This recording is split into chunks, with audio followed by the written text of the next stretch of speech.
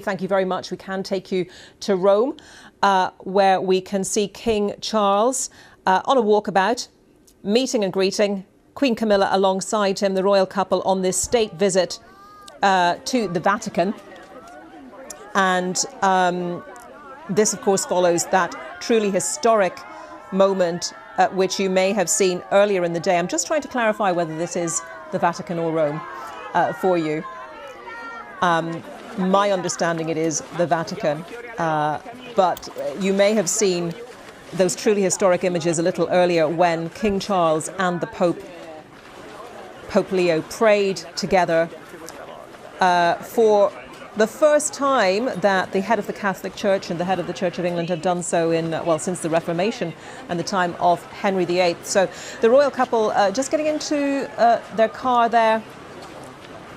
They have been involved in a number of other engagements and visits, and I'm told they are actually in Rome now at this point, to clarify that for you.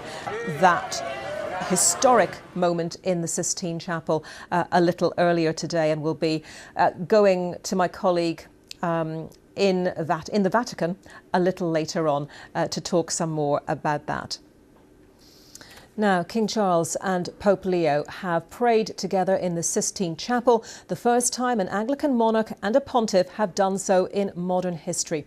It's part of a state visit to the Vatican by King Charles and Queen Camilla and is a symbolic display of unity between the heads of the Catholic Church and the Church of England.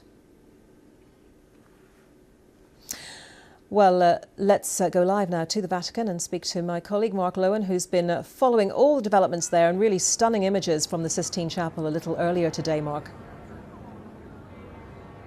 Absolutely, Anita. Yeah, so symbolic. Such a moment of symbolism beneath such glories there, the Michelangelo frescoes on the ceiling of the Sistine Chapel, that is of course the site where popes are chosen, where Pope Leo XIV was selected by his fellow cardinals back in May, and it is the place where there has been this real moment of unity and symbolism between two denominations of Christianity, between the Catholic Church and between the Church of England. Not for 500 years, not since the Reformation in 1534, has a British monarch prayed alongside a Catholic Pope, but that is exactly what happened today as King Charles III and Queen Camilla sat beside Pope Leo XIV and the Archbishop of York and prayed together in a moment that it's rare for prayers themselves of the monarch to be televised, let alone a prayer that is uniting two wings of the church that have had a difficult and rocky relationship for much of the last 500 years.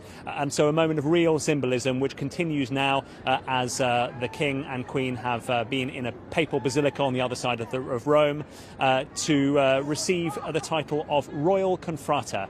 Once again, a symbolism and unity between two wings of Christianity.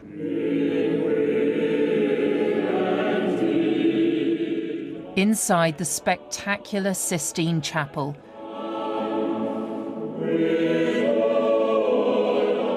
beneath the famous ceiling painted by Michelangelo,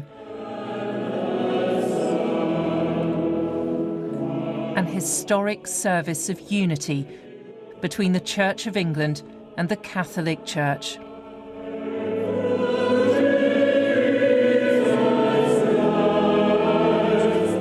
For you created all things, and by your word they existed and were created. In a powerful moment during the service, King Charles and Pope Leo prayed together. As it was in the beginning, is now, and ever shall be, world without end. The King becomes the first head of the Church of England to pray publicly with the Pope. Monarchs aren't usually filmed during such a private moment, but today is an exception. Before the service, the King and Queen had a private audience with the Pope inside the Vatican. It's the first time they've met since the Pope was elected earlier this year. Well, and likewise. Gifts were exchanged between them.